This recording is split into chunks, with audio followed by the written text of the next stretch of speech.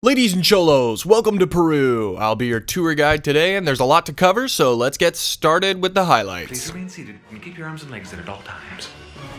Pause for effect. On immediately entering Peru, the first thing you get is the traffic, where it's honk first, brake later, and don't ask questions at all. Speed limit is often determined by what mood the driver is in, and whether or not they're late, which is always. But here's a quick overview. This is it when it's slow.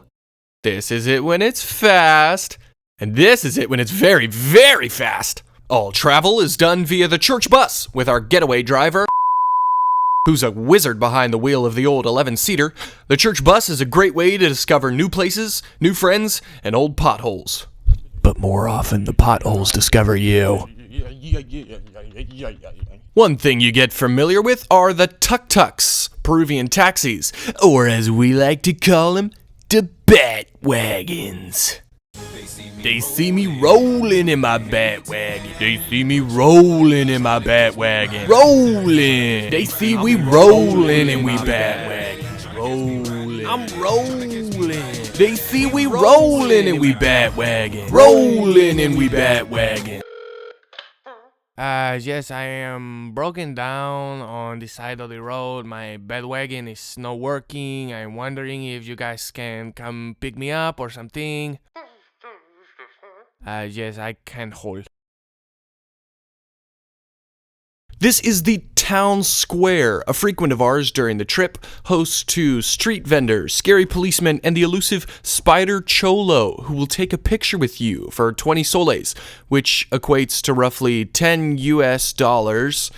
The inflation rate being 3.8 solos per US dollar, which is susceptible to change every month based on where the stock market is at per annum per capita gross domestic product E equals MC squared by the force mass equation. From the square, it's a short enough trip to the town market where you can shop for food or clothing at unbeatable prices. The locals will set up their stalls all along the street for blocks, and you can find almost anything. As long as you don't get lost. Yea, though I walk through the valley of the shadow of tennis shoes. Aside from getting lost, there's some pretty cool stuff. Good food, sights to see, and some original clothing brands. Here are our favorites.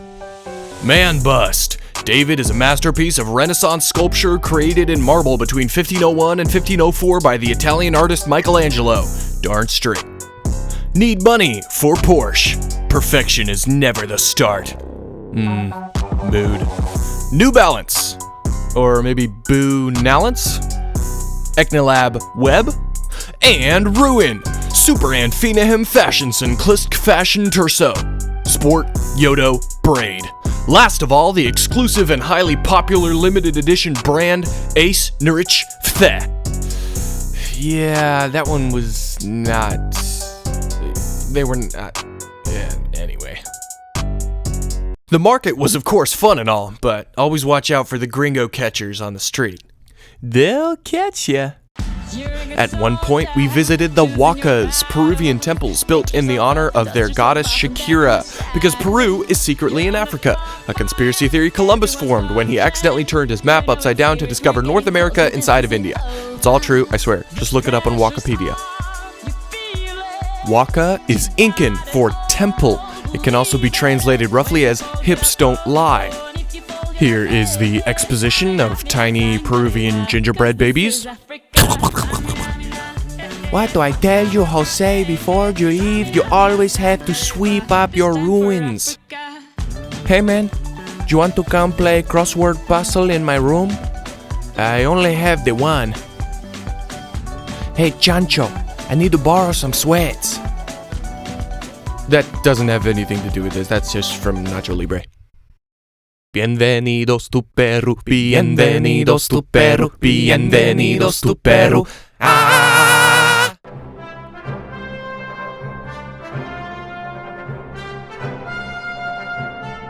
One of the guys said this place looked like the set of an Indiana Jones movie.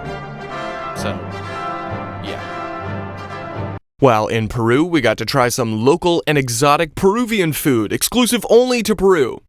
Cow heart, Chinese food, Peruvian candy, and goat meat. is the GOAT!